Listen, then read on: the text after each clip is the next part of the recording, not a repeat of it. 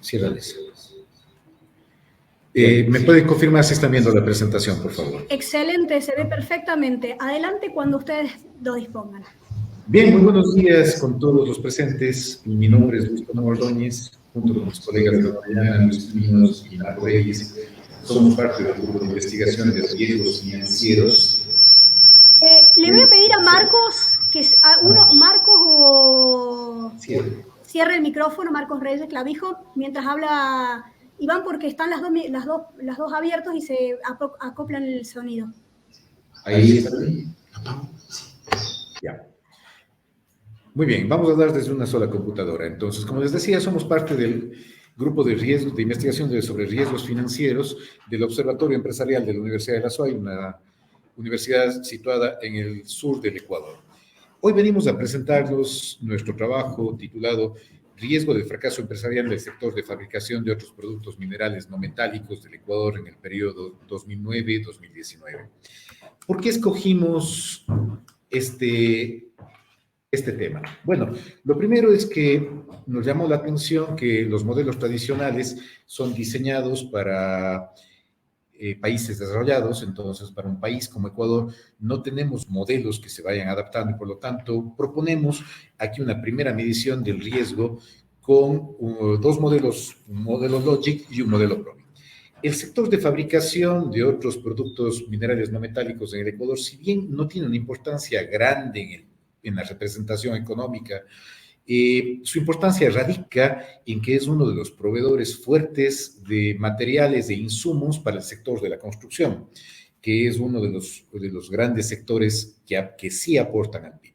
Yendo ya a la realidad del sector C23, que es el de fabricación de otros productos minerales no metálicos, en el periodo de tiempo que estamos analizando, más o menos ha aportado un 1.08% al PIB nominal del Ecuador, aportó más o menos 14.000 plazas de empleo en el 2019, pagaron una masa salarial de alrededor de 136 millones de dólares y el sector completo tuvo unas ventas de 1.378 millones de dólares. Entonces, vamos a tomar este sector como un primer ejemplo de estos cálculos, aplicando otros modelos para el cálculo del riesgo del fracaso empresarial por medio del riesgo de insolvencia. Bueno, con respecto a la problemática de investigación y el objetivo planteado, autores como Christian y Hewani indican que la quiebra no siempre ocurre, pero cuando llega afectará a un país, ya sea económicamente o socialmente. Como todos sabemos, las empresas son el motor de la economía de un país y esto ha incentivado a que se analice y se estudien modelos de fracaso empresarial con el objetivo de crear sistemas de alerta temprana, básicamente, que permitan reducir esta problemática. Esta información es muy importante, como todos sabemos, ya que servirá como apoyo para la toma de decisiones empresariales. En base a este contexto, el objetivo planteado en la investigación, ¿cuál es? Calcular y aplicar los modelos, como mencionaba mi compañero, Logic y Probit, una propuesta para el ámbito ecuatoriano, para de esa manera predecir la probabilidad de quiebra de empresas que componen el sector seleccionado, que es el de fabricación de otros productos minerales no metálicos del Ecuador. Con respecto al referencial teórico, el tema de riesgo, como todos sabemos, es un tema bastante amplio. Hablando específicamente del riesgo de fracaso empresarial, se puede hablar de tres etapas, ¿no? Existe una etapa inicial que es una etapa descriptiva. En este de aquí, básicamente, los estudios se limitaban a describir características de aquellas empresas que han cerrado y aquellas que no han cerrado. Se analizaban básicamente los balances, los ratios, y se llegaba a analizar básicamente el por qué aquellas empresas que han cerrado presentan ratios más desfavorables a aquellas que no lo han hecho. Aquí destacan autores como Fitzpatrick, que fue uno de los precursores, Smith, Wina, Cormerwin, Jackendorf, entre otros. Posterior a esto, entramos a una etapa predictiva. En esta ya se comienza de una manera a predecir el fracaso empresarial. Se inició con un autor, Bieber, que introdujo un análisis univariado. También destaca en esta etapa Alma, que hace un análisis discriminante quien llega a clasificar a las empresas básicamente en tres zonas, una zona de riesgo, una zona segura y una zona gris que el autor llama que es una zona intermedia. Incluso este autor llegó a crear diferentes modelos y uno de los últimos incluso se lo puede adaptar para países emergentes como el caso de los países de nuestra región. En esta etapa surge un autor muy interesante que es Olson, quien introduce en este ámbito el análisis logístico. El autor llega a predecir en términos relativos cuál es la probabilidad de quiebra de las empresas. Y ya actualmente, bueno, entramos ya con la llegada de la inteligencia artificial al ámbito mundial, empiezan ya a ingresar modelos no paramétricos que intentan de una manera ser más eficaces en la predicción del fracaso empresarial.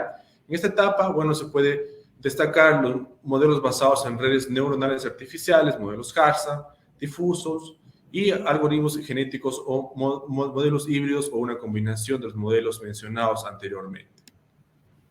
Esto con respecto al marco teórico del fracaso empresarial.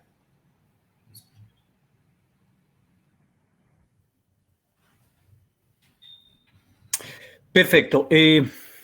Muy buenos días con todos. Como había mencionado anteriormente mi compañero, básicamente, pues la propuesta está en aplicar dos tipos de modelos. Por un lado tenemos el modelo Logit binario y por otro lado tenemos el modelo Probit, ¿no?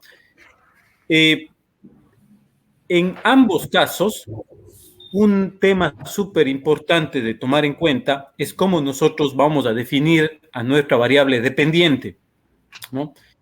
Como ustedes saben, pues la variable dependiente de este tipo de modelos solo va a tomar dos valores, 1 y 0. En nuestro caso, 1 son las empresas que están en riesgo de insolvencia y 0, en cambio, pues caso contrario, ¿no? Las empresas que no presentan riesgo de insolvencia. Aquí, pues, de nuevo, se genera un interrogante, o se podría generar un interrogante, pues, ¿a qué hace referencia este riesgo de insolvencia? Bueno, pues hay muchos autores y hay diferentes formas de calcular, de definir esta variable dependiente. Nosotros hemos utilizado, pues, el criterio de empresa está en riesgo de insolvencia si presenta patrimonio negativo y pérdida. Entonces, toda empresa que presente ese criterio la hemos de catalogar como 1 y pues el resto de empresas las hemos de catalogar como 0. Por un lado, el modelo Logit utiliza una distribución acumulada logística, a diferencia del modelo Probit, ¿no?, que utiliza la distribución acumulada normal. Entonces, la ventana temporal de nuestro análisis es periodo 2009-2019. ¿No? ¿Por qué esta ventana temporal? Pues primero por disponibilidad de datos por parte de la Superintendencia de Compañías, Valores y Seguros del Ecuador, ¿no? Y por otro lado, pues la disponibilidad de la información financiera para el periodo 2020 que pues hasta el momento en el que se realizó la investigación aún no estaba disponible. Entonces, ahí está nuestro horizonte temporal. En total, se analizaron 183 empresas por año en promedio.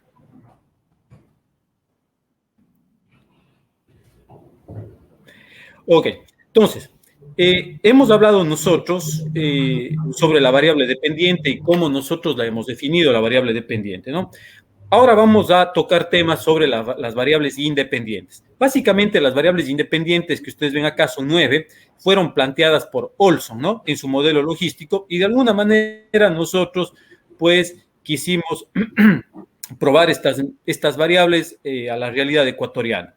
Entonces, tenemos 9 variables que teóricamente fundamentadas, como vuelvo a repetir, en el modelo de Olson. Por un lado tenemos la variable tamaño, ¿no?, y pues hemos utilizado el logaritmo del ratio activos totales sobre el índice de nivel de precios como una variable proxy del tamaño. Ahora, pues hay muchas formas también de evaluar el tamaño, ¿no? Muchos proponen simplemente como logaritmo de activos, otros proponen como el logaritmo de ventas, etcétera.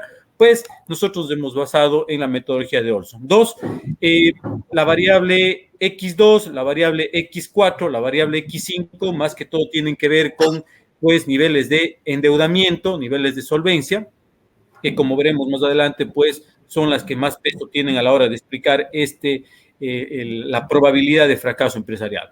La variable X4, la variable X3 tiene que ver que es capital de trabajo sobre total activos como una variable proxy de nivel de liquidez de la empresa.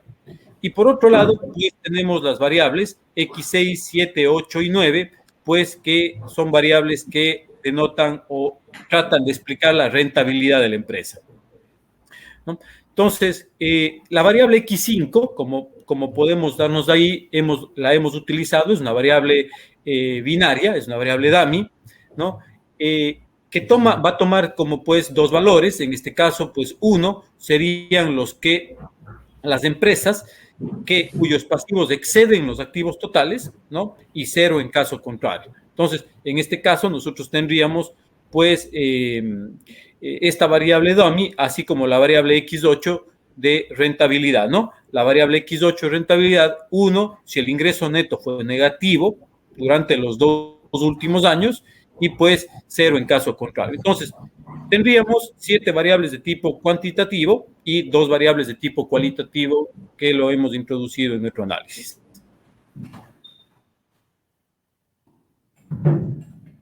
El primer modelo que hemos planteado para el sector es el modelo Logit.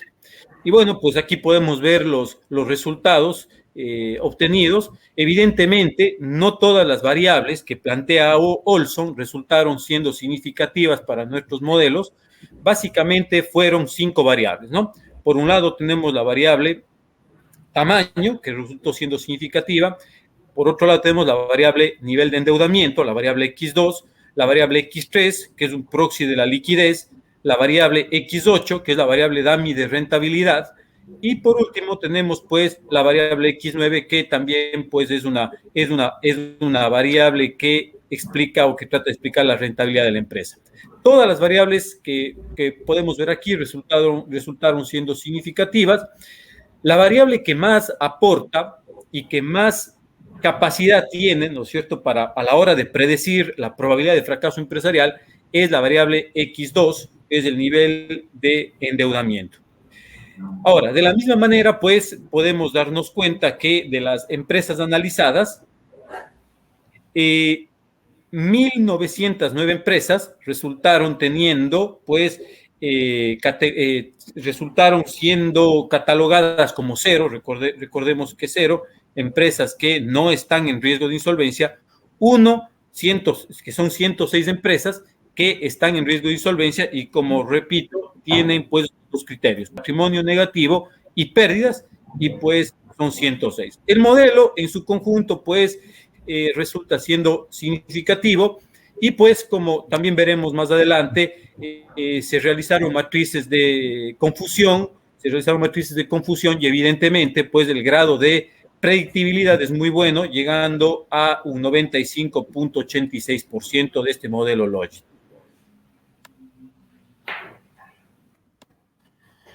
Bien, buenos días con todos. Es un gusto para mí volver a participar en el IFC. La vez anterior, cuando tuve la oportunidad de conocer a María Paula en Córdoba, una bonita experiencia, fue la última vez que estuvimos de forma presencial. Participamos el año anterior también en Uruguay y bueno, ahora presentes también en esta parte de Perú. Ese es nuestro interés, por eso traemos este trabajo. El segundo análisis, un análisis a través de un modelo econométrico con Probit, donde que buscamos, como ya han explicado, una respuesta binaria, una dummy de 0,1, cuando hay riesgo o no hay riesgo, y buscamos una distribución acumulada normal. Ya han explicado 183 empresas con una nueva metodología, pero al rato que hacemos esta comparación entre un modelo clásico de Olson con ya nuestras variables, aplicando Logit y Probit, entonces tenemos estos resultados, siendo las variables, en este caso el tamaño, el nivel de endeudamiento, también la parte de capital de trabajo, la dummy de rentabilidad y al último el tema de los ingresos, la participación de los ingresos siendo las variables significativas. Claro, con el ERA al cuadrado de 0.37 se podría decir que no hay un alto grado de correlación, pero en realidad el ERA al cuadrado quedaría en un segundo plano en este análisis. Las variables significativas, siendo nuevamente, en este caso la variable de rentabilidad un poquito más o comparte el grado de significancia con el tema de la variable de endeudamiento, vemos cómo el hecho de que una compañía o las empresas del sector puedan perdurar en el tiempo, puedan cerrar o quebrar temprano, está en base a su rentabilidad, en base a su apalancamiento y en función del tamaño, que serían prácticamente las tres grandes variables, siempre siendo el tema del apalancamiento la parte más interesante. Además, vemos que este LR estadístico, que nos da un grado de verosimilitud, llega también a un nivel de confiabilidad, pues que es interesante. Pocas observaciones de 183 empresas de un periodo de 11 años, 106 observaciones terminan estando en una zona de riesgo y 1.909 observaciones terminan siendo saludables. Entonces hablamos de un sector pues, que se vuelve interesante. Aquí hay un poquito el cuadro comparativo entre estos tres modelos, clásico de Olson, Logid y Probit. Vemos que los tres coinciden con que estas variables del X4 al X7 no son significativas y por eso nos quedamos con las variables que sí representan este grado de importancia, ¿no? Siempre tratando de que no exista multicolinalidad, que se llama en esta parte estadística, y con un grado inferior al 5% cuando analizamos estadísticamente. Bien, aquí es más fácil identificar en la serie de tiempo, en esta ventana de tiempo 2009-2019 con el Logid y el Probit, vemos que los dos modelos prácticamente nos dan resultados, no siendo iguales, pero con un mismo nivel digamos, de comportamiento. El año 2009-2010 en nuestro país tuvo una cierta coyuntura política, y el año 2016 hubo un tema de un terremoto en el país en el norte del Ecuador, así es que eso hizo que prácticamente el 2016 incremente el riesgo de insolvencia, el riesgo de quiebra. Vemos cómo no solamente el tema operativo, el tema interno, sino también factores externos, ya sean políticos o naturales, afectan este grado de insolvencia, y eso se refleja en los balances. Al último, si tomamos esta variable DUMI con patrimonio negativo y pérdida, si tomamos solo eso, año 2009-2019, también vemos como el porcentaje, el grado de porcentaje que sería la probabilidad de que cierre o quiebre una compañía. 2012, que bueno, 2009, 2010, 2012 se dieron todo este problema financiero a nivel mundial, la burbuja inmobiliaria que a nosotros nos afectó por el tema de remesas, y también el 2016, que vemos que es este tema natural. Se ve claramente. Ahora, aquí se abren nuevas ventanas de investigación. Podemos analizar las empresas 2012, cuáles fueron los sectores que fueron afectados, 2016, o sea, se van abriendo muchas más alternativas, pero claro, para el sector financiero, para las empresas, para el sector de crédito, siempre va a ser importante tener modelos predictivos que ayuden a identificar cuál es la probabilidad de cierre o de quiebra. Ahora, también interesante meter el año 2020 dentro del análisis con todo el problema del COVID, que se va a provocar otro pico aquí. Gracias. Si pudieran ir cerrando, quedarían un par de minutitos, por favor. Bien. Para ser breve, al ver ya la clasificación de los porcentajes que obtenemos cuando hacemos la medida por tamaño empresarial, lógicamente a mayor tamaño empresarial, menos riesgo, y eso se muestra perfectamente. Ahora, ustedes podrán notar que siempre los resultados del modelo Logid son un poquito superiores al del Probit. Cuando queremos clasificar a este sector en los dos subsectores que tiene, el uno que es el C231, que es de fabricación de productos de vidrio, y el otro el C239, que es de la fabricación de otros productos no minerales, minerales no metálicos, que tiene importancia en el Ecuador por la fabricación de cerámica, por lo menos cerámica plana en el lugar donde estamos nosotros, en la provincia en la que estamos, podemos ver que el sector C239 presenta siempre mayores niveles de riesgo. Al hacer la clasificación por provincia, tenemos a Pichincha, donde está ubicada la capital, Quito, Guayas, donde está la ciudad más grande del país y por ende la mayor cantidad de empresas, está Guayaquil, y tenemos la provincia de Azuay, donde estamos ubicados nosotros, y podemos ver que en orden, los mayores riesgos financieros se dan en Pichincha, luego en Guayas y por último en Azuay. Y un poquito para poder ver aquí las conclusiones, podríamos ver que no todas las variables fueron significativas. Al utilizar el supuesto de pérdida y patrimonio negativa para la clasificación, obtuvimos buenos resultados. Los coeficientes obtenidos entre Logit y Probit realmente no son comparables entre sí. El modelo con mayor capacidad predictiva, por cierto, es Logit, y los niveles de riesgo se encuentran entre 3.67 y 8.42% en el modelo Logit y 3.79 y 7.75 en el Probit. La mayor probabilidad, entonces, de riesgo, como decía mi colega, estaba en el año 2016, sobre todo por los temas del entorno. Y confirmando que a mayor tamaño empresarial, menor será el riesgo financiero. Esa es nuestra presentación. Les agradecemos muchísimo por su tiempo. Muchísimas gracias a los profesores de la Universidad de la SUAY por tan interesante exposición. Quienes quieren ir formulando preguntas lo pueden hacer en el chat para al final poder replicárselas. Pasamos entonces al segundo paper, cuyo nombre es Determine the Banking Solvency Risk in Times of COVID-19 through Graham-Charler Expansions, cuyos autores son Juan Rendón, del Instituto Tecnológico Metropolitano de Colombia, Lina Cortés, de la Universidad de AFIT Colombia, y Javier Perote, de la Universidad de Salamanca, España.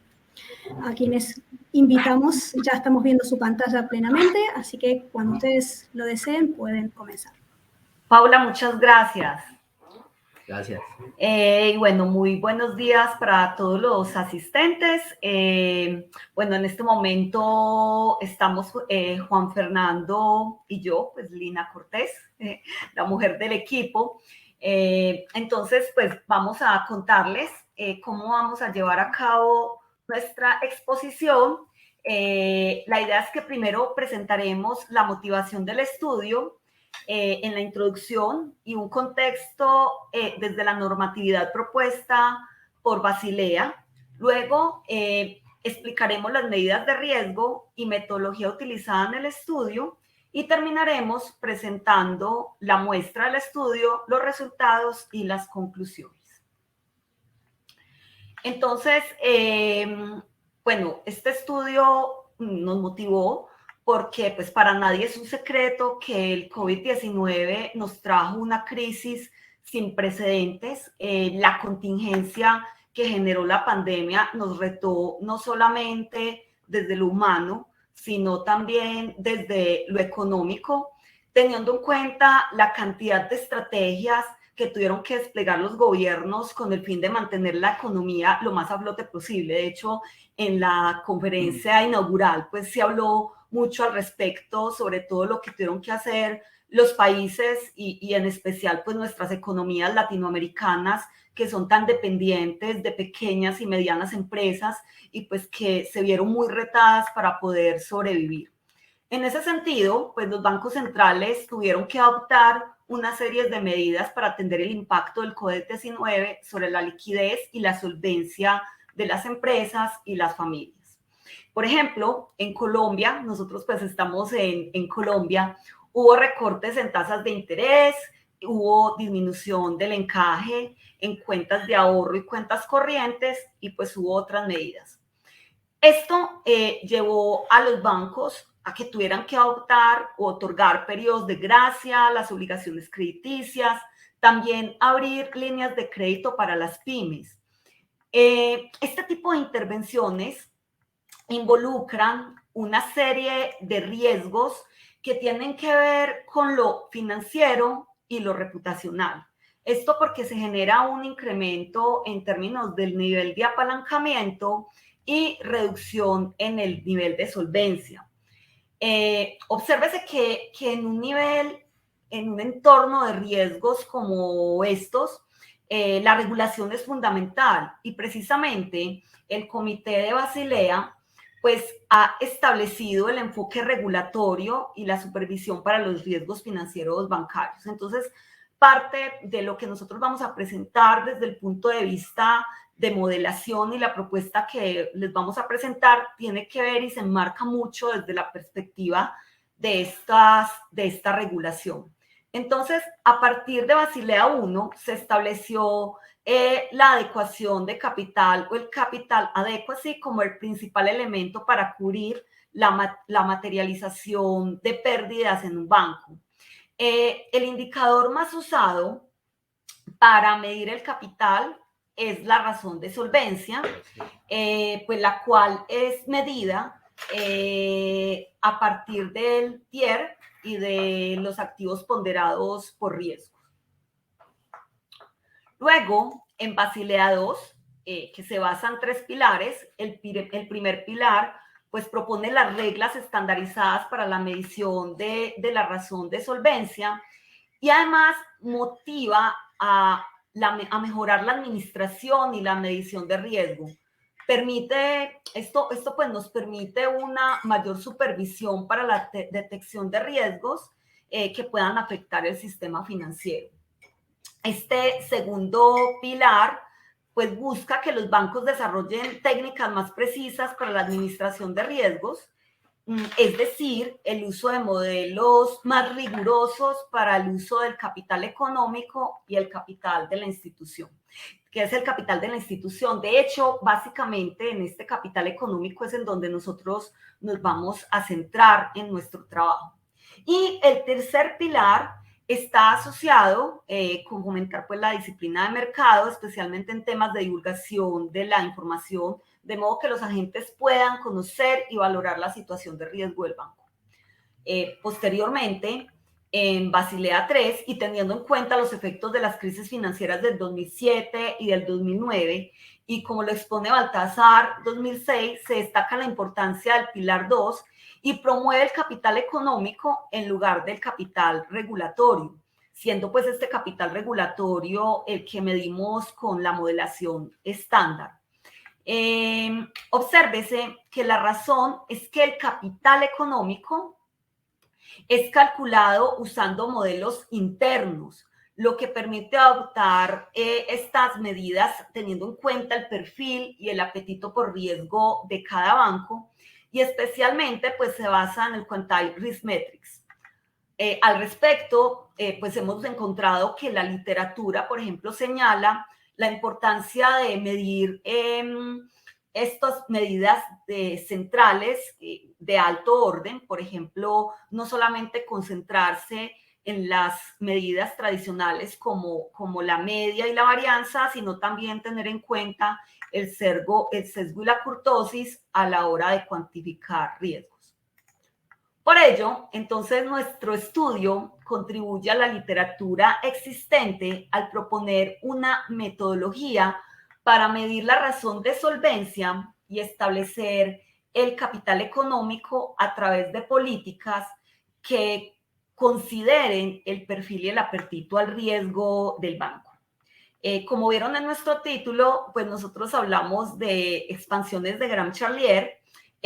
Nosotros usamos una técnica seminoparamétrica basada en estas expansiones, que como veremos más adelante cuando presentemos el modelo, permiten escribir una función de densidad teniendo en cuenta momentos de la distribución como el sesgo y la kurtosis y otras características de las series, por ejemplo, si hay multimodalidad, que no son representables o fácilmente representables por distribuciones como la normal. Entonces le doy paso a Juan Fernando para que pues, nos presente las medidas de riesgo y la estimación de la metodología. Bueno, buenos días a todos. Como decía Lina en la diapositiva anterior, nosotros buscamos contribuir proponiendo una metodología para medir el riesgo de solvencia y establecer las necesidades de capital para cubrir dicho riesgo con cierto nivel de confianza a través de políticas que consideren el apetito al riesgo y el perfil de riesgo como lo establece el Comité de Basilea. Entonces, para cumplir con ese propósito de tener una metodología que incorpore el apetito al riesgo y el perfil de riesgo, proponemos el uso de las Quantile Risk Metrics o medidas de riesgo de Quantile, QRM, dado que estas permiten incorporar el apetito al riesgo y el perfil de riesgo. Entonces, el apetito al riesgo se puede incorporar a través de un nivel de confianza alfa asociado a un Quantile de una distribución de pérdidas de alguna fuente de riesgo, ¿cierto? En este caso, de alguna fuente de riesgo pues, que afecte la solvencia. Y el perfil de riesgo a través de la determinación de las distribuciones de pérdida de las diferentes fuentes de riesgo. Digamos que la determinación de las distribuciones de pérdida implica la estimación de los primeros momentos, media y varianza, y momentos superiores como el sesgo y la kurtosis, que es donde entra, digamos, esta metodología de Grant-Charlier que ahorita les vamos a explicar. Entonces, como vemos aquí en la diapositiva, ¿cierto? Las QRM se pueden calcular utilizando la función Quantile asociada a una función de distribución de probabilidad acumulada. Como para ubicarnos, digamos, en algo más familiar, las QRM se pueden ver como la generalización del concepto de valor en riesgo aplicado a cualquier variable que se considere una fuente de riesgo. Entonces, en este caso, nosotros vamos a tomar la Quantile Risk Metric o la QRM como la máxima pérdida esperada de cierta fuente de riesgo X para un nivel de confianza alfa para un horizonte de tiempo determinado, ¿cierto? Digamos, en ese caso, pues, digamos, el valor en riesgo sería un tipo de QRM, ¿cierto? Específicamente.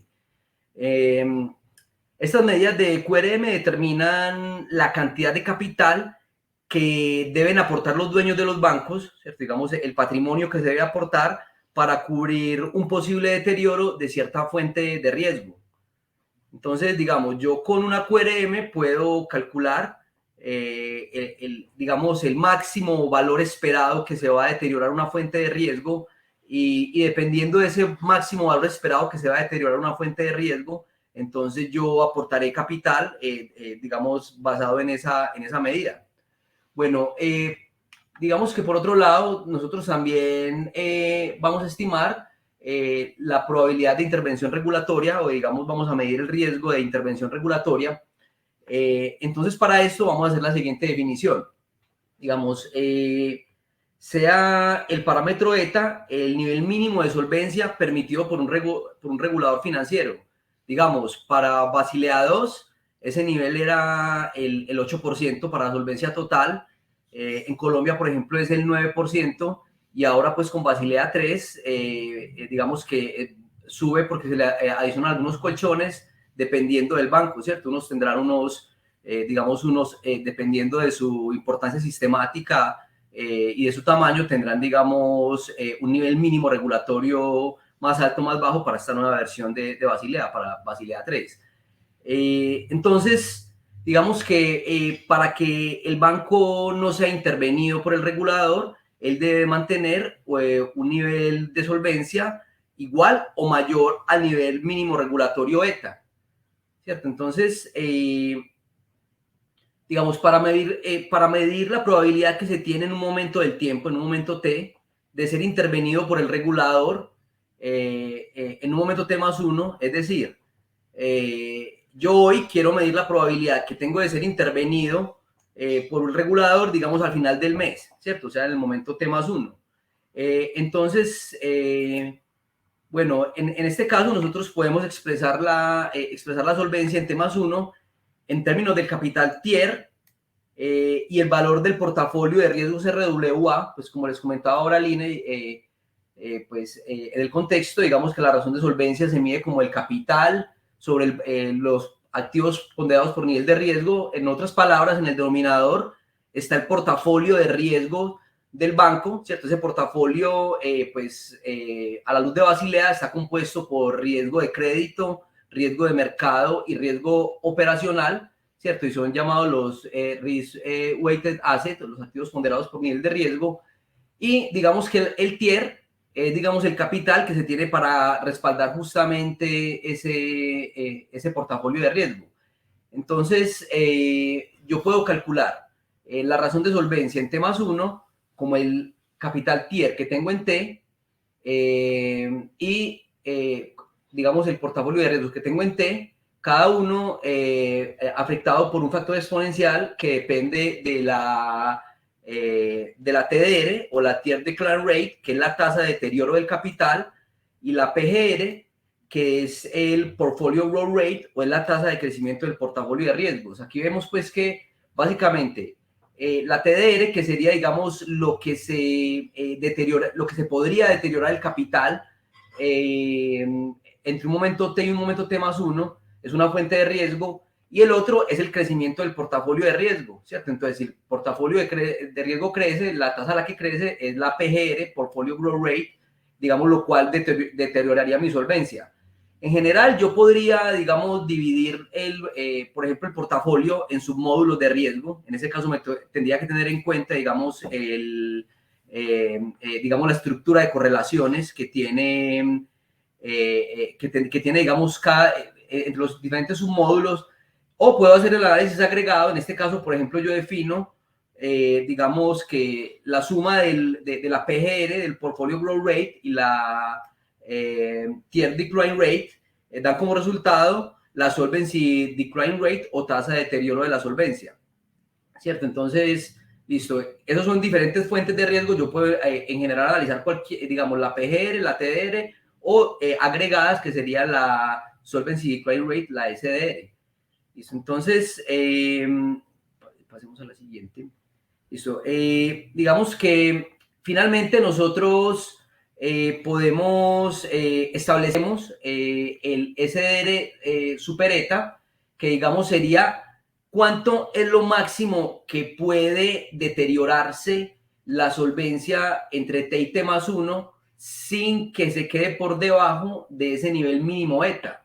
Entonces, ese máximo deterioro está dado por la distancia logarítmica que hay entre la solvencia que tengo hoy en el momento T y ese nivel mínimo regulatorio eta, ¿cierto? Finalmente, puedo expresar, aquí como aparece en la ecuación 4, puedo expresar la probabilidad de intervención como la probabilidad de que el deterioro de la solvencia entre T y T más 1 sea superior al deterioro máximo soportado dado un nivel eta, que sería SDR super eta, ¿cierto? Y eso es igual a 1 menos la distribución acumulada de probabilidad de la Solvency Decline Rate, evaluada justamente en el logaritmo natural de la solvencia de hoy sobre eta, pues que eso finalmente es una distancia, ¿cierto? Si aplicamos ahí las propiedades logarítmicas. Entonces, finalmente, el problema se vuelve, digamos, el problema es la determinación de la distribución de probabilidad o de la distribución de pérdidas de las diferentes fuentes de riesgo. Para la determinación de esas fuentes, de esas distribuciones de pérdida, entonces nosotros utilizamos modelos de media varianza. Para la media utilizamos modelos ARMA y para la varianza modelos GARCH, dado que estas series presentan, digamos, correlaciones significativas y efectos estacionales en el tiempo. Para los momentos de orden superior, entonces utilizamos las expansiones de Gram-Charlier, que ya la compañera Ina les va a explicar. Gracias, Juanfer. Bueno, entonces, como lo decía Juan Fernando, para hablar pues de estas momentos superiores, especialmente enfocándonos en el sesgo y la curtosis, las expansiones de Gram-Charlier van a ser de gran utilidad. Una función de densidad Gram-Charlier es una función que está compuesta por una serie de polinomios, que son precisamente estos que vemos aquí, y una función de peso, que en este caso es la densidad de la normal estándar. Y estos polinomios son muy interesantes y es los que otorgan precisamente como esa condición semiparamétrica del modelo. Y estos polinomios, pues los podemos obtener fácilmente como derivadas de orden, en términos de la derivada de orden S de la función de densidad de la normal estándar. Como un ejemplo, pues estos son los primeros polinomios que en un momento pues les contaré pues cuál es la intuición detrás de ellos. Dentro de la función tenemos también a este vector D, donde este vector corresponde a los parámetros de forma dentro de la distribución, y lo interesante de esos parámetros es que están directamente asociados con los momentos pares e impares de la función de densidad, es decir, de 1 se relaciona con la media, de 2 con la varianza, de 3 con el sesgo y de 4 con la kurtosis. Entonces, rápidamente, por ejemplo, lo que hacen los polinomios impares H1, H3 es precisamente moverse alrededor o medirnos precisamente ese sesgo dentro de la distribución, y lo que hacen los parámetros pares, o más bien los polinomios pares, es precisamente ayudarnos a modelar esa masa probabilística y lo que tiene que ver con la kurtosis, y si dentro de nuestra distribución, dentro de nuestra serie hay saltos o multimodales, pues también nos permite medir esto. Lagrange Charlier entonces puede aproximar, cuando S tiende a infinito, puede aproximar de una manera muy precisa cualquier distribución. Sin embargo, pues con el fin de no sobreparametrizar, no sobreestimar el modelo, usualmente la mayoría de los modelos en términos económicos y financieros se enfocan solamente entonces en modelar los parámetros de 3 y de 4, que son los que tienen que ver precisamente con el sesgo y la kurtosis. Esta estimación computacionalmente no trae mayores dificultades porque simplemente lo hacemos con base en estimación por máxima verosimilitud. Y bueno, vamos a mirar entonces ya rápidamente, nos fue el tiempo porque esta parte técnica es un poco amplia, pero entonces rápidamente les vamos a contar entonces los resultados y el proceso que llevamos a cabo para esto. Dale, Juan. Bueno, entonces vamos a hacer rápidamente la descripción de la muestra. Nosotros utilizamos datos con una frecuencia mensual de los bancos en Colombia desde enero del 2002 hasta mayo del 2020. Entonces, en la muestra el 60% de las instituciones corresponden con bancos internacionales que concentran más del 80% de los activos bancarios en Colombia, pues por lo menos las instituciones que tienen la etiqueta de banco, ¿cierto? Esta base de datos pues, es publicada por el regulador en Colombia, que es la Superintendencia Financiera de Colombia, y pues, digamos, como les comentaba ahora, actualmente en Colombia la solvencia mínima exigida por los bancos, a los bancos es del 9%, y en este momento, pues digamos, está de transición de Basilea 2 a Basilea 3, lo que supone, bueno, que va a haber algunos cambios ahí en esos valores que se observan de la solvencia. Entonces aquí vemos, digamos, la serie de la solvencia, y aquí vemos que al final, pues justamente en el 2020 hay una caída fuerte de esa solvencia. Esa caída fuerte de la solvencia se da pues sobre todo a partir del aumento del portafolio de riesgos. Entonces vemos cómo el portafolio de riesgos justamente en el 2020 tiene un salto, tiene digamos un aumento fuerte. Ese aumento es justamente la inyección de liquidez que hizo el gobierno a través del sistema bancario, el cual aumentó el portafolio de riesgos, y como no se hizo un aumento del patrimonio, o sea, del TIER, entonces eso fue lo que provocó la fuerte caída de la solvencia que vemos en la gráfica de la mano izquierda. Bueno, aquí ya vemos, digamos, las distribuciones de las tasas de cambio de cada una de esas variables. Por ejemplo, la portfolio growth rate, que sería algo así como la distribución de probabilidad del portafolio de riesgos. Vemos que esta serie pues tiene se nota a ojo un sesgo a la derecha, mientras que la tasa de deterioro del capital, que es la TIER de credit rate, se ve un poco más simétrica, lo mismo que la solvency credit rate, que finalmente es una convolución de las otras dos distribuciones. Bueno, finalmente esos son los parámetros estimados para cada una de esas variables, cada una de esas fuentes de riesgo. Entonces vemos que hay unos parámetros AR y MA que son múltiplo de 3, eso nos quiere decir, pues digamos que hay como cierta estacionalidad de orden 3, y entonces vemos AR6, AR2 y AR3. Vemos, digamos, ahí los parámetros A0, A1 y A2, que serían los parámetros de la varianza de módulo Garch, y el parámetro de 3, de 4, por ejemplo, en la PGR, el de 3, digamos, sería el parámetro de sesgo, el de 4, el modelo de kurtosis. Ya veíamos en el histograma que era bien sesgado a la derecha, entonces por eso salió significativo el parámetro de 3, mientras que para la TDR, la Tier Decline Rate, solamente es significativo el parámetro de 4, el parámetro de kurtosis, lo mismo que para la Solvency Decline Rate, o sea, el sesgo no resultó significativo, el parámetro de sesgo.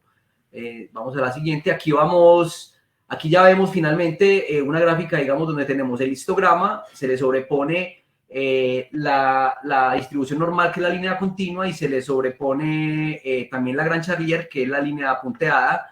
Vemos cómo, por ejemplo, para la Portfolio Growth Rate, la Gran Charlier se usa mejor tanto en el centro como en la cola, que vemos que captura ahí la forma de la cola, mientras que pues, la normal, digamos que ahí no logra capturarla. Ya pues en la parte inferior vemos las probabilidades, las distribuciones de probabilidad acumulada, vemos la modificación que, digamos, que hacen los polinomios de Hermite, o sea, pues la distribución de Gran Charlier, que es la punteada, versus la normal, ¿cierto? Entonces, bueno, aquí, por ejemplo, hicimos un cálculo de la probabilidad de intervención regulatoria, o sea, la probabilidad de que que de marzo a abril, bueno, digamos, pudiera ser intervenido y de abril a mayo. Entonces, después de que, entonces, digamos, la línea continua es la probabilidad de intervención regulatoria, el eje X, digamos, son diferentes niveles digamos, de mínimos de solvencia. Digamos que como en Colombia se está en transición de Basilea II a Basilea III, se dice que cuando se haga esa transición, más o menos se van a perder 2 puntos digamos, sobre la solvencia que o 2%, entre 2 y 2,5%, más los aumentos de Basilea, digamos que no sería nada raro que finalmente, digamos, compararlo con un nivel ETA del 14%. Entonces ahí vemos que la probabilidad, digamos, de intervención regulatoria después de la inyección que hizo el gobierno, la inyección de liquidez, pues aumentó ostensiblemente. Por ejemplo, ese nivel del 14%, para este ETA, el 14%, vemos que la probabilidad, pues, se aumentó, estaba en menos del 20%, y luego llega y queda, pues, como casi en más del 60%, casi el 80%. O sea, es dramático, digamos, el aumento de la probabilidad de intervención regulatoria. Listo. Perdón, Juan, discúlpame, pero ya hemos cumplido el tiempo hace un ratito. ¿Podrán así, digamos, cerrar en un par de minutitos como para respetar el tiempo de exposición, por favor? Gracias. Está bien, ya cierro. Entonces, aquí simplemente hicimos un backtesting donde vemos que la Gran Charlier se comporta en general con el test de López y el test de Kupiec mejor que una normal, ¿cierto? Y cumple con los tests. Y finalmente, pues, digamos, dentro de las conclusiones, podemos decir, bueno, lo primero es que las QRM basadas en Gran Charlier facilitan la administración del riesgo de solvencia y promueven la convergencia entre el capital económico y el capital regulatorio. Además, permiten una determinación más precisa del perfil de riesgo, porque permiten calcular el tercer y el cuarto momento. Lo otro que podemos aquí concluir, y bien importante, es que el choque que sufrió la solvencia con la inyección de capital que hicieron los países muestran que este tipo de eventos deberían ser tenidos en cuenta a la hora de calcular el capital requerido para cubrir el riesgo de solvencia. O sea, previamente, este modelo permitiría, que nosotros estamos proponiendo, permitiría calcular, digamos, la cantidad de capital que se requeriría para poder soportar un choque de esos. Bueno, digamos que ahí están las principales conclusiones. Y bueno, muchas gracias. Sí, muchas gracias y bueno, qué pena la pasada de tiempo. Sí, no hay problema, muchísimas gracias, la verdad, excelente exposición y excelente tema. De hecho, ya hay una pregunta, si tenemos tiempo al final, para que la puedan responder. Entonces, damos paso a la tercera y última exposición. El tema del trabajo, el nombre del trabajo, del paper, es aplicación del Support Vector Machine para la predicción de las calificaciones crediticias, cuyos autores son Dante Terreno, Silvana Sattler y Enrique Castro González, todos ellos de la Universidad Nacional de Córdoba. Así que, Dante, cuando usted quiera, le doy el paso para que pueda compartir pantalla. Primero, buenos días a todos. Buenos días.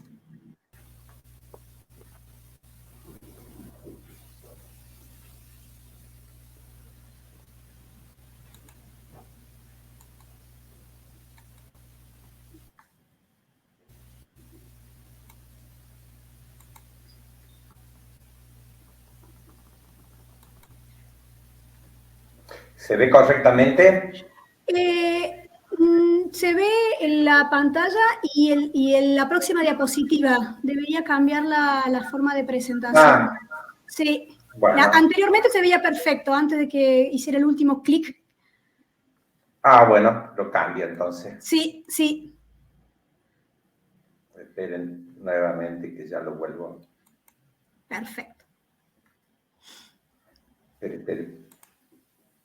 Que perdí donde tenía la presentación.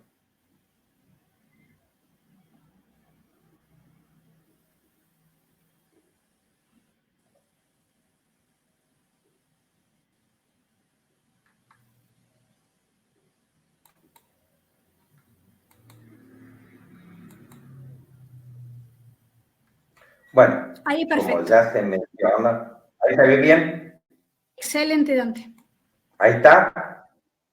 Sí, bueno, perfecto, Dante. Como ya se les mencionó, el tema... ¿Se me oye bien? Sí, señor. El tema es aplicación de Support Vector Machine para la predicción de calificaciones crediticias. Somos profesores de la Universidad Nacional de Córdoba.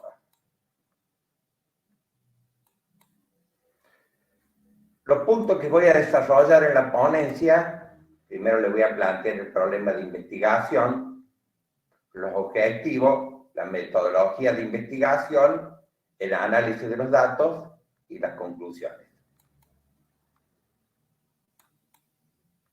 Bueno, todos conocemos que de acuerdo al riesgo de los bonos va a depender la prima del riesgo que necesita cualquier inversor. Obviamente que entre mayor sea el riesgo de los bonos, mayor va a ser la rentabilidad o la prima, el retorno que va a reclamar el inversor. Bueno, también hay otros factores, pero es uno de los principales factores el riesgo de los bonos. Y precisamente el rating de los bonos, a pesar que no hubo en el 2008 un gran problema, un gran descubrimiento de la agencia calificadora, el rating de los bonos continúa siendo una de la información más utilizada para los inversores para poder evaluar cuál es la tasa de retorno que se reclama.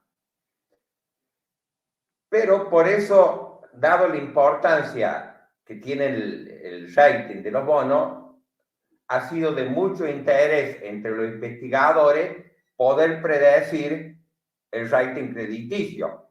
Porque, ¿qué ocurre? La agencia de calificadora de crédito determinan el rating de los bonos en base a los juicios de los oficiales de crédito, no solamente exclusivo en base a determinados tipos de modelos. O sea, si nosotros vemos un informe de la calificadora de riesgo, vemos todos los fundamentos, pero no sabemos en definitiva por qué, cómo llega a calificar exactamente en esa categoría tal empresa. Entonces, tiene mucha importancia poder elaborar un modelo para poder hacer la predicción del rating crediticio. ¿Y qué utilidad nos puede reportar la predicción? Y primero, para los inversores, poder tener información antes en cuál va a ser el rating o la calificación crediticia de una empresa. También de una forma de controlar, si yo tengo que la empresa, la calificadora, de un rating muy distinto al que me da el modelo, poder investigar por qué. Y para la empresa es importante porque pueden determinar previamente cuál va a ser su costo de financiación. En realidad, la mayor cantidad de estudios de ese tipo, de la predicción de los ratings de las calificadoras, fue hecho por el método de regresión logística ordinal. Pero también en algunos casos se empezó a aplicar otras técnicas de machine learning que han mostrado buenos resultados. Pero lo que en el contexto de Argentina, y también puede ser de América Latina, hay poco estudios de este tipo. Entonces, por lo que en nuestro trabajo nos proponemos la aplicación del algoritmo de Support Vector Machine para la predicción de las calificaciones crediticias nacionales en empresas argentinas. Y bueno, y por supuesto, evaluar cuál es realmente la capacidad predictiva de esta técnica. Yo les acentúo que el estudio se basa, no es el análisis de las calificaciones crediticias globales, sino de las calificaciones crediticias nacionales, donde no solamente intervienen grandes empresas, sino también medianas empresas. Este tema de ir al mercado de capitales para obtener recursos es una de las fuentes más utilizadas en Argentina, no tanto la emisión de acciones, sino la emisión de obligaciones negociables. ¿Qué diferencia tiene o en qué consiste las calificaciones nacionales? En realidad es el grado de calidad relativo de las calificaciones dentro del país. Entonces, ¿qué pasa? Excluye el efecto del riesgo soberano y el riesgo de que los inversores no puedan repatriar los montos pagados de interés y capital. Cuestiones que lamentablemente en Argentina no estamos muy bien con estos dos puntos. Un ejemplo que yo le pongo es que, por ejemplo, YPF a nivel internacional tiene triple C, mientras que en la calificación local tiene A. Entonces, que lo ven, hay una gran diferencia. Pero bueno, esto simplemente es un comentario al margen. Además, vamos a analizar las calificaciones de las entidades de deuda a largo plazo, no de los instrumentos, porque para calificar los instrumentos se une la calificación de las entidades, que es una calificación genérica, con las condiciones de emisión del bono. Pero nosotros nos vamos a ocupar exclusivamente de las calificaciones de las entidades de la deuda de largo plazo. Bueno, haciendo un poco referencia a este tema de la bibliografía, lo más conocido es un scoring que llevó adelante Altman para que en base a su conjunto de ratios financieros utilizó un conjunto de ratios financieros y determinó un scoring para bonos corporativos en economías emergentes, especialmente para México. O sea, bueno, y lo comparó con el publicado por Standard Poor's. O sea, ese es un primero, el más conocido de los antecedentes. Bueno, todo lo que es de Altman siempre es bastante conocido. Y después hay otra variedad de estudios que han señalado la calidad de Support Vector Machine, que es superior a otros métodos de clasificación, pero acá, como les dije recién, en el contexto latinoamericano, no ha sido mayormente investigado la calidad de este método. Las muestras son empresas grandes y medianas no financieras que están en el listado de mercado de capitales de Argentina y que han tenido calificaciones nacionales por deuda a largo plazo. La muestra se compone de 114 observaciones, 96 corresponden emitidas por Fitch Rating o FIC SCR para Argentina y 18 por Moody's. Como ahí ven, la mayor parte del mercado o la mayor parte de las calificaciones nacionales son emitidas por Fitch Rating, o sea, como que tiene una mayor participación en el mercado.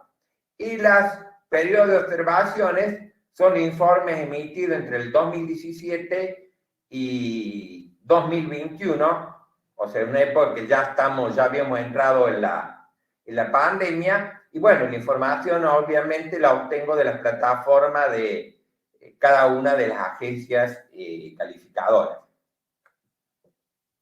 ¿En qué consiste el método de Support Vector Machine? Básicamente o esencialmente una técnica de clasificación. Por supuesto, la explicación yo que le voy a dar es muy elemental, más que todo una idea intuitiva para que se ubiquen en el tema. No voy a hacer el desarrollo teórico porque escapa a mi conocimiento. Pueden utilizar formas lineales y no lineales. Bueno, las lineales tratan de encontrar la máxima separación entre las distintas categorías, una línea que separe lo máximo posible. La no lineal, que utiliza un método, en este caso es uno de los posibles métodos que he utilizado yo, en este caso en este estudio, es el radial. Como ven, así intuitivamente parece muy sencillo, pero ¿qué pasa? Estamos trabajando con dos variables, simplemente dos dimensiones. Obviamente es mucho más complejo resolver esto cuando se trabajan con distintas cantidades, con una gran cantidad de variables y con varias dimensiones. O sea, simplemente una idea intuitiva. En el caso de lo que se trata este método, es determinar una función que separe lo mayor posible las distintas categorías. ¿Qué vamos a evaluar durante este trabajo? La precisión del logaritmo de Support Vector Machine es comparado con el método de regresión logística ordinal, que es uno de los más comúnmente utilizados. Se aplica la técnica de validación cruzada con fin de tener una muestra de TTO. Vamos a trabajar directamente, o he trabajado directamente con la muestra de TTO, no con validación aparente, porque todos los métodos de Machine Learning en validación aparente, o sea, sobre la misma muestra que se entrena el modelo, da muy buenos resultados, pero realmente no nos sirve de nada esos buenos resultados, porque cuando cambiamos la muestra bajan considerablemente. Por eso directamente no utilicé la validación aparente, fui directamente a una muestra de testeo que la determiné por validación cruzada. La participación de la muestra es 70-30 con 5 repeticiones. ¿Qué variable utilicé? Bueno, elegí las variables, dentro de las variables que había, hice la de revisión bibliográfica, y estas son las variables que son significativas, aunque en realidad han aportado algo a la predicción. Variable de tipo cuantitativa, el tamaño de la empresa, la cobertura de los intereses, que sabe ser por lo general uno de los índices centrales en lo que tiene que ver con la calificación las calificaciones de riesgo, EBITDA sobre intereses brutos. Lo que sí que en este caso tomé el promedio de los 3 últimos años. Ha mostrado mucho mejor resultado tomar el promedio que tomar el último año. El nivel de endeudamiento, ese lo tomé al último año, lógicamente, y después tomé variables cualitativas, riesgo del sector y la posición competitiva. Todos resultaron significativos y que de alguna forma aportan algo a la predicción. Dado la poca cantidad de observaciones, sino la distribución de observaciones que hay categorías que hay muy pocas observaciones, hice un reagrupamiento de categorías. En general, como que las empresas, mientras están en la zona de inversión, grado de inversión, categorizan, requieren los servicios de la agencia calificadora, pero después cuando salen de esa zona, ya no toman más ese servicio. Será posiblemente porque a lo mejor no tengan posibilidad de emitir deuda, pero en general la mayoría están centradas de las categorías en la zona de inversión. Y reagrupé, puse grupo 1, las notaciones más altas, triple A y A, el grupo 2, categoría A, que es una de las mayores cantidades de observaciones, después el grupo 3, triple B, grupo 4, doble B y B, Y en la 5, la última, que serían las empresas más riesgosas o de menor calidad crediticia, triple C, doble C, C y D, que C directamente son las empresas que están incumpliendo sus obligaciones y prácticamente no están pudiendo salir de esa situación. Bueno, acá ya en el análisis de los datos elaboré la matriz de confusiones de las clasificaciones por regresión logística ordinaria. Como ya le dije, trabajo directamente con las muestras de testeo. Y ahí encuentro un porcentaje de calificaciones correctas, de clasificaciones correctas del 61,61 promedio, siendo la más alta la que corresponde al grupo 2, que es categoría A, y al grupo 3, categoría triple B, con el 72,25% y 71,67%. El grupo que corresponde al grupo 4, que son W y B, no hay porcentaje de acierto, pero en la muestra hay una sola observación. Y tiene un importante porcentaje de acierto la categoría SER 5, que es cuando un 60%, que es cuando las empresas están en una situación, por lo general, complicada.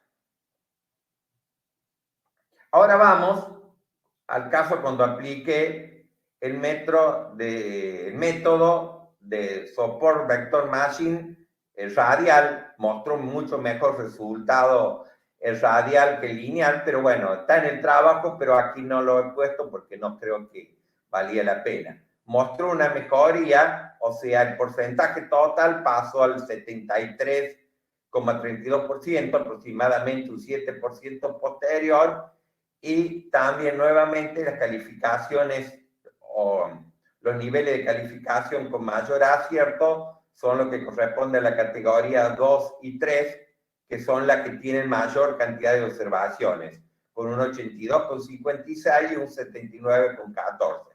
En el caso del 5, que corresponde a la calificación triple C a D, es menor, de un mayor porcentaje de acierto que el método de regresión logística ordinal. De todos modos, le cuento que cuando trabaja con testeo de cross-validación, no siempre obtiene los mismos resultados. Cada vez que hace una pasada hay pequeña diferencia. O sea, no es un número exacto el que se puede obtener. O sea, si vuelvo a repetir, posiblemente a lo mejor en vez de 73, puedo obtener 71, 75. Aclarado eso, voy a las consideraciones finales. Este estudio demuestra que el algoritmo de clasificación Support Vector Machine aplicado a la función kernel radial muestra una mayor precisión de calificación que la función lineal y el método de regresión logística ordinal. Esto demuestra que en definitiva se pueden elaborar modelos con bastante éxito para poder hacer una clasificación de alguna forma predecir, o en todo caso también explicar las calificaciones crediticias. Queda un margen todavía, pero en general los modelos, es posible elaborar un modelo para explicar las calificaciones crediticias. Bueno, agradezco a todos por la atención y muchísimas gracias. Muchas gracias, Dante, por la presentación. Excelente manejo del tiempo. Muchas gracias. Y no, por favor. Bueno, nos quedan exactamente 15 minutitos antes de que comience el taller de Palisade, del cual a todos los invitamos para que participen. ¿Usted podría dejar de compartir, Dante? Sí, estoy tratando... acá está, arriba está. ¿A dónde está? A ver. En la computadorita al lado del micrófono. Como les decía recién, tenemos unos 15 minutitos para... Ahí, o me vuelve... Ahí. ¿No se lo da? A ver, vuelvo a entrar. No, es que ya se hace el... Ahí está. Perfecto. como para que, digamos, ustedes debían comentar los trabajos aquí presentados. Por ejemplo, Dante tenía que hacer comentarios sobre el trabajo que se presentó en primera instancia de riesgo del fracaso empresarial en el sector de fabricación de otros productos no minerales no metálicos del Ecuador. Lina tenía que comentar el trabajo de Dante y Iván y sus colegas tenían que comentar el trabajo de Lina. Entonces, más allá de que por privado después pueden mandar las presentaciones, estaría bueno si quieren hacer alguna consideración sobre los diferentes trabajos. No sé si usted, Dante, quisiera comenzar, ya que le tocaba comentar el trabajo que se presentó en primera instancia. Perfecto. Bueno, pero antes quiero hacer una pequeña aclaración. Si bien estamos en el grupo de solvencia financiera, si bien no es el tema de mi trabajo, no necesariamente la insolvencia financiera y la calificadora del riesgo muestran las probabilidades de insolvencia. Ya hay varios estudios, puede ser un tema discutible, pero le quiero, de la revisión bibliográfica no necesariamente encontramos que nos sirve para predecir la insolvencia. Se ocupa, tiene en parte eso, pero una parte de otros factores. Porque si aparte se dan cuenta que vieron que las variables que son relevantes, en este caso no son los mismos que realmente con los estudios de predicción de insolvencia. Respecto al trabajo de predicción de insolvencia, quiero destacar una primera cosa. Me pareció muy interesante la aplicación del modelo Olson, porque si bien aparece en toda la bibliografía, todo lo nombra en la revisión bibliográfica, pero no se han hecho muchos estudios aplicando el modelo Olson. Por lo general van al modelo de Altman, al modelo de Swansea, pero en general es destacar que hayan tomado y aplicar ese modelo. Segundo, me parece interesante que hayan trabajado con un sector, con una parte de la industria, porque realmente habitualmente los estudios comprenden la economía general. Me parece un avance interesante.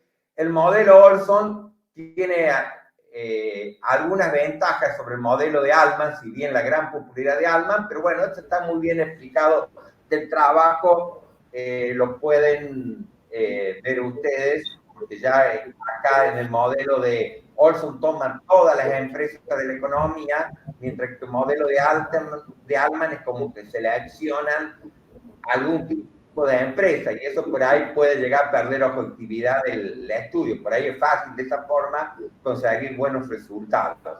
Y yo destaco que de este modelo, a diferencia de lo que ocurriría aplicando el modelo de Altman, surge como una variable muy importante lo que es el tamaño de la empresa, cosa que en el modelo de Altman, está bien, Altman busca que sean empresas de tamaños similares, pero como que esa variable no surge explícitamente del modelo de Altman. Así que yo destaco de la variable que ellos han obtenido como relevante el tema tamaño de la empresa, que confirma, bueno, un poco la teoría.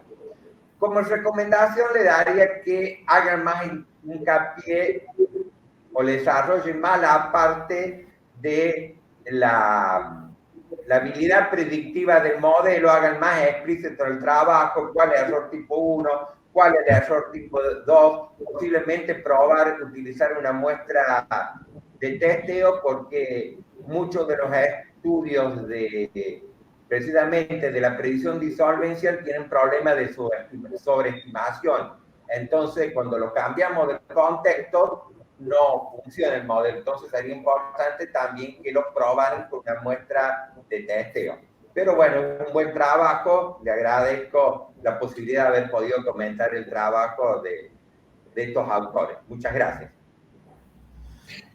Iván y colegas quisieran hacer, ya que estamos en el mismo tema, quisieran hacer alguna acotación respecto de las sugerencias hechas por el señor Dante. Sí, bueno, muchas gracias por los comentarios. Realmente en el trabajo de investigación estamos desarrollando modelos propios. Partimos de la base de Olson, pero estamos sacando variables ya propias de la economía que son interesantes.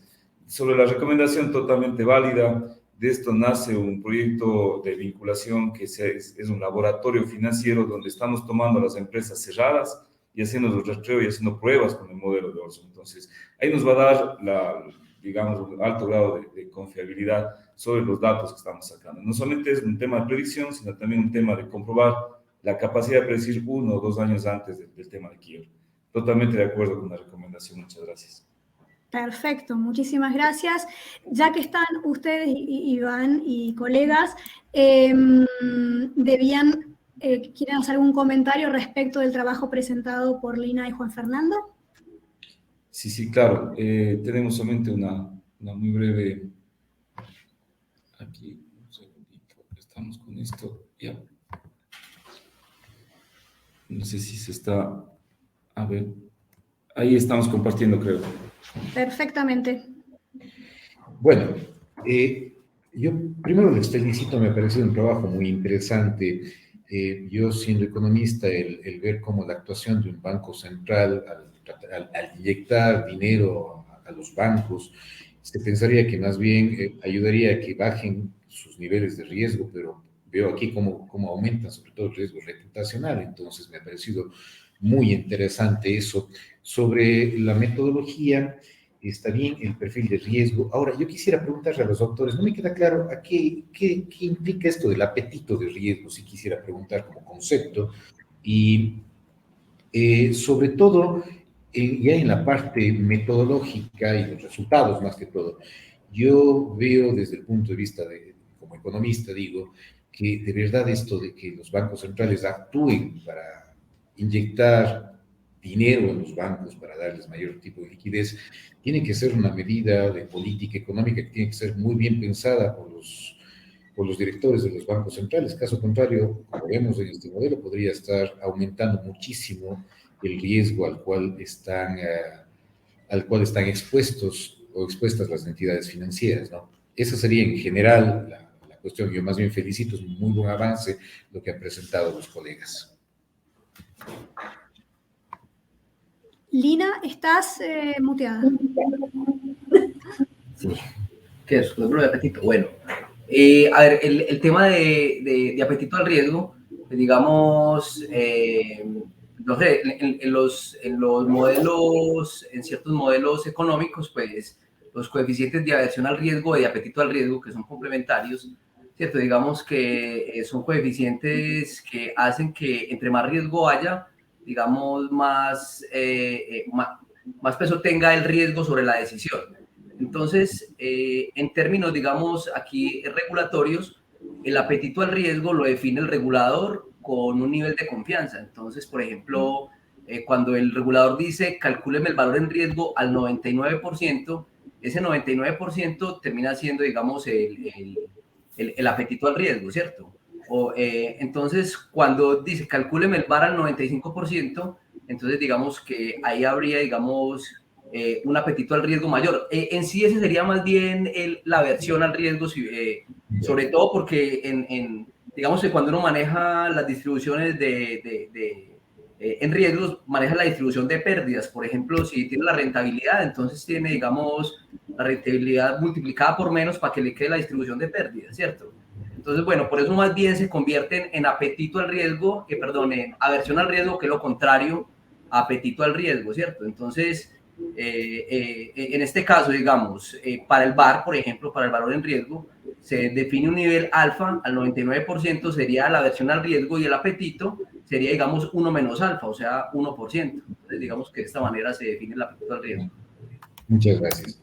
Sí, y con el objetivo y la propuesta precisamente de esta distribución Grand Charlier es que, mira que a pesar de que la teoría de valor extremo propone varias distribuciones de colas muy largas precisamente para medir esa versión, esta medida tiene una ventaja, y es que permite cuantificar todavía medidas de orden superior. De hecho, en algunos trabajos, en otro tipo de modelación de riesgos, hemos encontrado momentos superiores inclusive al de 3 y al de 4. pues que para efectos de este trabajo en el análisis del portafolio colombiano, pues fue suficiente con el D3 y D4. Y que adicionalmente uno busca que sea así, porque igual cuando tenemos momentos de orden muy superior, desde el punto de vista de la intuición estadística, pues uno pierde como la noción, que ese es como el único problema que uno tiene con los modelos no paramétricos. Observen que en últimas, cuando nosotros modelamos hasta el D3 y el D4, al truncar la serie en esos momentos, de alguna manera vuelve paramétrica la distribución y permite hacer una intuición frente a la modelación. Bien, nuestro colega Luis Pinos, que no está presente con nosotros y está desde los Estados Unidos, estaba haciendo una observación, también una recomendación. Luis. Sí, ¿cómo está? Muy buenos días. Un gusto de nuevo poder comunicarnos. Sí, efectivamente, es muy interesante el trabajo, muy bueno el trabajo, pues presentado. Más bien, felicito a los autores. Y pues un poco justamente la duda y una pregunta que por ahí surgía era de alguna manera lo que ya se habló un poquito en la anterior respuesta, y tenía que ver con la discusión o con la contrastación de nuevas distribuciones u otras distribuciones de colas pesadas, ¿no?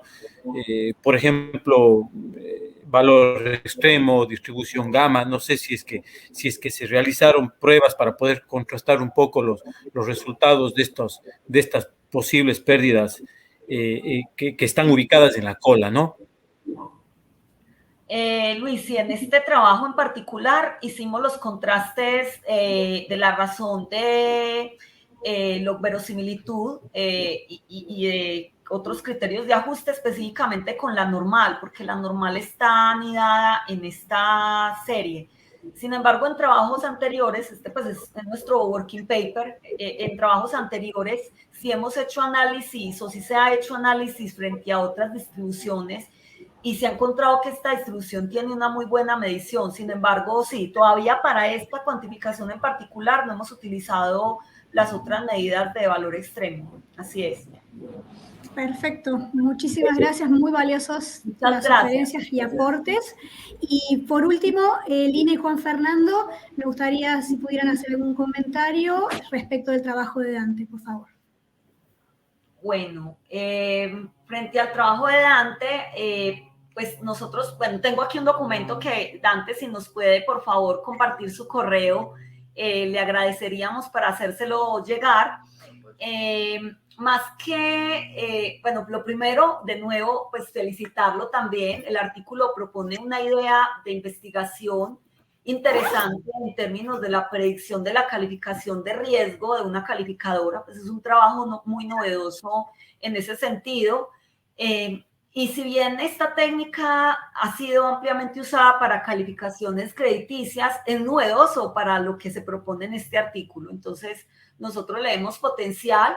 Es un artículo que, por lo menos frente a lo que se presentó ante la IFC, pues el documento que nosotros recibimos está en un estado inicial, pero tiene mucho potencial. Entonces el documento de pronto lo hacemos más como dando recomendaciones en términos de aclarar ciertos detalles.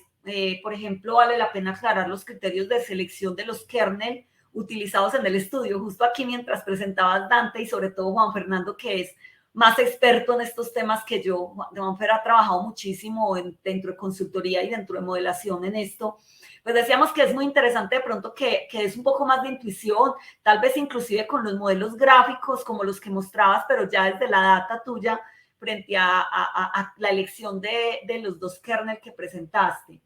De pronto también dar cierta intuición desde el manejo de ciertas variables que, por ejemplo, para Argentina, como riesgo de evaluación, características de las industrias, de pronto también no sé si se puedan agregar, porque por lo menos lo presentas dentro de la revisión de la literatura. Y de pronto dar claridad, sobre todo es un tema más de claridad dentro de la metodología. Yo entiendo que por el espacio tan corto que nos pedían dentro de la presentación del documento para la IFC, pues quedan muchas cosas por fuera, pero de pronto para la construcción del documento, pues ya es presentar esto y bueno, lo otro es que tal como lo presentaste al final, tener 5 categorías especialmente en la final, en la categoría 5, vimos que podía presentar un problema a la hora de hacer un análisis o tomar decisiones de financiación, pues porque no es lo mismo tener una categoría D, así sean grado especulativo, no es lo mismo tener una categoría D a tener una triple C, bueno, así sean grado especulativo, pero sí de pronto esa selección de 5 categorías, entendemos lo de los datos, pero puede ser un poco problemático. No sé, Juanfer. No, de ahí quedan los comentarios que habíamos conversado. Sí. Dante. Está silenciado usted. Ah, bueno, ya nos dio aquí el correo. Dante. Dante, está muteado.